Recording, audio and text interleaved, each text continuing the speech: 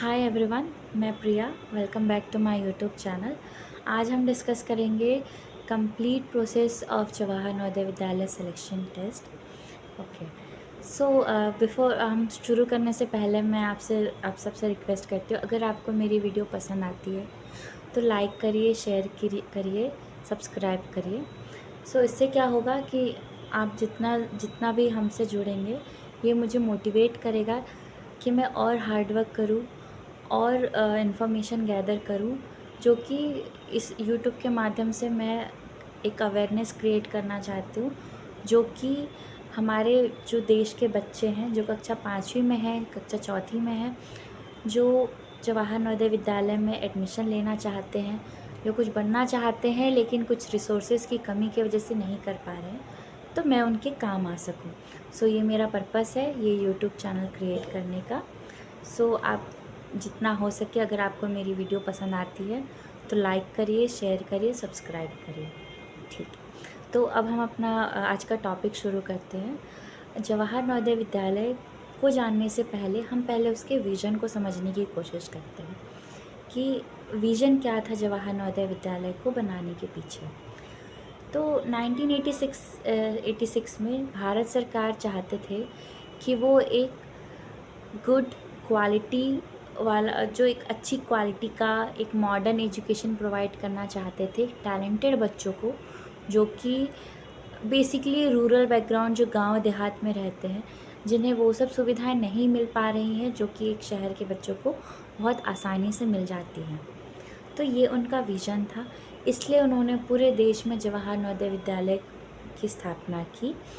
और आज की डेट में हम ऐसा कह सकते हैं, हर एक ज़िले में एक जवाहर नवोदय विद्यालय है, जो कि हमारे एक समाज कल्याण से जुड़ा हुआ है, जो कि मेधावी छात्र, जो अच्छे बच्चे हैं, टैलेंटेड बच्चे हैं, उन्हें सीबीएसई कोर्स के माध्यम से शिक्षा प्रदान कर रहा है। तो ये तो था उनका विज़न। जवाहर नवोदय विद्यालय में एडमिशन लेने के लिए उनकी एक अपनी इनरोलमेंट पॉलिसी है। तो आइए जानते हैं इनरोलमेंट पॉलिसी के बारे में। हर साल वो एक एंट्रेंस एग्ज़ाम कंडक्ट करते हैं, जो कक्षा 5वीं में होता है, कक्षा 8वीं में होता है, जिससे अगर आप क्वालिफाई करते हैं, अगर आप क्रैक करते हैं, अगर आप अच्छे मार्क्स लाते हैं, तो आपको कक्षा 6वीं और कक्षा 9वीं के लिए एडमिशन मिलता है जवाहर नवोदय विद्यालय में। तो ये था जो ये एंट्रेंस एग्ज़ाम होता है, उसका वो नाम है जवाहर नवोदय विद्यालय सिलेक्शन टेस्ट, जो कि हर साल कंडक्ट किया जाता है। ये था उनका एनरोलमेंट पॉलिसी, और उनके कुछ सेट ऑफ स्टैंडर्ड्स हैं, रूल्स एंड रेगुलेशन हैं, और कुछ एलिजिबिलिटी क्राइटेरियाज भी हैं, जैसे कि 75% जो सीट होती हैं वो पूरी की जाती है रूरल बैकग्राउंड के माध्यम से, जो बच्चे गांव में पढ़ रहे होते हैं, देहात में पढ़ रहे होते हैं। तो 75% सीट जो होती है वो वहाँ उनके लिए रिज़र्व होती है। और जो 1/3 सीट होती है वो लड़कियों के लिए होती है, हमारे देश की लड़कियों बेटियों के लिए होती है। उसके बाद एसटी, एससी और जो दिव्यांग छात्र स्टूडेंट्स होते हैं, उनके लिए भी कुछ रिज़र्वेशन होती है। तो ये उनका एक रिज़र्वेशन का एक पॉलिसी ये है। उसके बाद अब हम देखते हैं कि उनका जो एग्ज़ाम होता है, वो उनका कंपोजिशन ऑफ टेस्ट क्या होता है। उनका जो एंट्रेंस एग्ज़ाम होता है, उसमें वो क्या पूछते हैं, क्या उनका तरीका होता है। तो अगर हम देखें तो उनका एंट्रेंस एग्ज़ाम जो होता है, उससे हम 3 हिस्सों में बांट सकते हैं। पहला, जो कि बहुत महत्वपूर्ण हिस्सा होता है, वो है मेंटल एबिलिटी, जो कि पहले आपको मैं टोटल मार्क्स बता देती हूँ। 3 सब्जेक्ट होते हैं टोटल, उसमें टोटल 2 घंटे का एग्ज़ाम होता है, जिसमें 100 क्वेश्चन वो पूछते हैं। तो जो 50% पार्ट जो कवर करता है वो है मेंटल एबिलिटी। उसके बाद 25% जो कंपोजिशन होता है वो मैथ्स, अरिथमेटिक या फिर लैंग्वेज का होता है।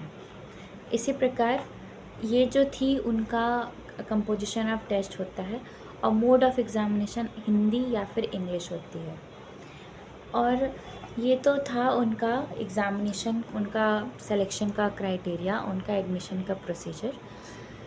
तो अगर आपको नवोदय विद्यालय में एडमिशन चाहिए तो मेरी शुभकामनाएं आपके साथ है। आप बहुत पढ़िए, बहुत मेहनत करिए, बहुत हार्ड वर्क करिए, और आप एडमिशन लीजिए जवाहर नवोदय विद्यालय में। ये बहुत अच्छा विद्यालय है। आपको यहाँ पे पढ़ाई तो सीबीएसई माध्यम से मिलेंगी ही, पढ़ाई के साथ साथ आपको एक्स्ट्रा को करिकुलर एक्टिविटीज़, कल्चरल एक्टिविटीज़ में पार्ट लेने का हिस्सा मिलेगा। वहाँ हर साल स्पोर्ट्स मीट होता है, कल्चरल मीट होता है, आप एनसीसी का हिस्सा हो सकते हैं, आप स्काउट गाइड का हिस्सा हो सकते हैं। इसी तरह कई आपको सुविधाएं मिलेंगी।